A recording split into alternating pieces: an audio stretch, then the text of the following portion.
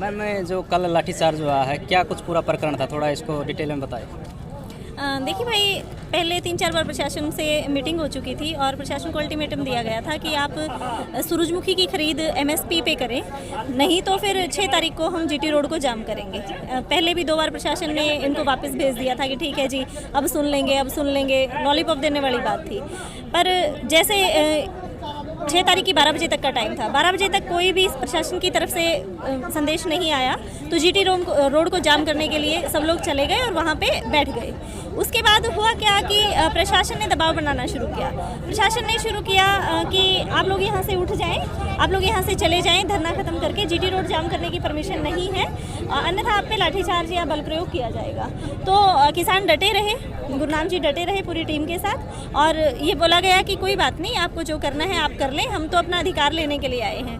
तो बार बार वही था कि आप GT रोड जाम नहीं कर सकते, पब्लिक को परेशान नहीं कर सकते। तो आंसर ये था कि भाई, पब्लिक को परेशान नहीं कर रहे हम लोग तो अपने हकों के लिए इतने दिन से आपके दरवाजे बैठे हैं, कभी कहीं धरना दे रहे हैं, कभी कहीं धरना दे रहे हैं। अगर आप हमारी बात सुन लेंगे तो हम क्यों यहाँ पे बैठेंगे? हमें भी शौक नहीं है तपती दोपहरी में खाली मैदान में बैठने का।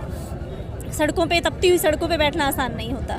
तो बस उसके बाद प्रशासन ने बल प्रयोग किया, बहुत बुरी तरह से लाठीचार्ज किया, और हमारे बहुत से बुज़ुर्गों की पगड़ियाँ उतार के फेंकी गई, और लाठियाँ जो मारी गई हैं वो बहुत गलत तरीके से मारी गई हैं। उसमें पुलिस वालों के अलावा गुंडे नज़र आ रहे थे, जैसे कोई भाड़े के गुंडे छोड़ दिए जाते हैं। उनके पास जो लाठियाँ थी, वो लाठियाँ भी पुलिस वालों की लाठियाँ नहीं थी, वो पेड़ों से तोड़ के जैसे फांस बना के जो लकड़ियाँ होती हैं वो लाठियाँ थी, और खुद मारी गई हैं उनकी।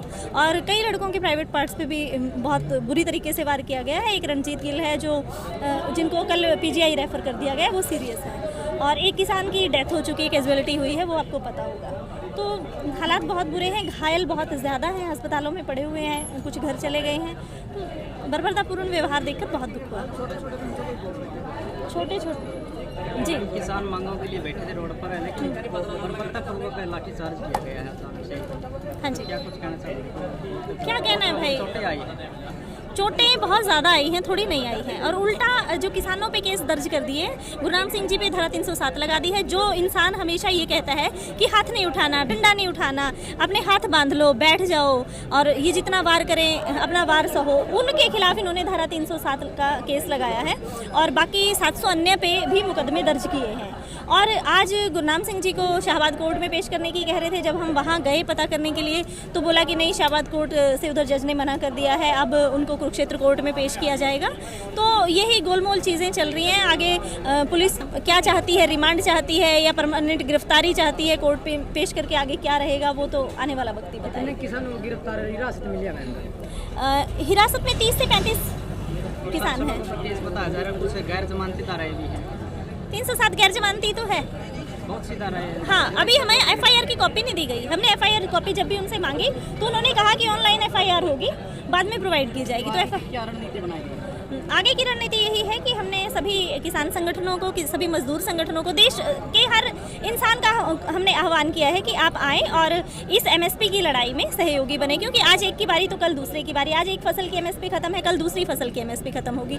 तो ये मुद्दों की लड़ाई साझी लड़ाई है, इसमें साझे फैसले होंगे। जैसा भी बैठ के निर्णय किया जाएगा वो आगे आपको अनाउंस कर दिया जाएगा। जो हिरासत में उनसे कुछ बातचीत हुई थी, किस तरह का प्रशासन? नहीं, हमें बताया ही नहीं जा रहा कौन कहाँ है, और बिल्कुल किसी से कोई बातचीत नहीं हुई। और पूरे हरियाणा में जैसे रोड और टोल जाम किए ना, वहाँ से भी किसानों को उठा दिया गया, उनके साथ मारपीट की गई। वहाँ से उठा के, जैसे रोहतक से महम धरने पे थे लोग, उनको उठा के महम थाने में डाल दिया गया। उनके जो व्हीकल थे वो व्हीकल भी जब्त कर लिए गए। तो ये चीज़ें चल रही हैं। कुछ अल्टीमेटम भी दिया गया मैम प्रशासन को? अभी जो मीटिंग होगी उसके बाद आगे की रणनीति बता पाएंगे। फिलहाल अपील यही है कि ये लड़ाई किसी एक इंसान की नहीं है, ना धर्म की है, ना जात की है, ना एक संगठन की है, ना एक किसान की है, ना किसी एक एरिया की है। लड़ाई है आम जनता की, लड़ाई है 2 रोटी की और किसानियत को बचाने की। तो सभी से हाथ जोड़कर यही अपील है कि यहाँ पे पहुँचे और जिन किसान भाइयों को चोटें लगी हैं उनको भी ढांढस बंधाए और इस लड़ाई में आगे के सहयोगी बने, इस लड़ाई की धुरी बने। जी, उन्होंने भी सहयोग की बात की है कि जैसा भी सहयोग यहाँ की कमेटी चाहेगी वो हमारी तरफ से दे दिया जाएगा।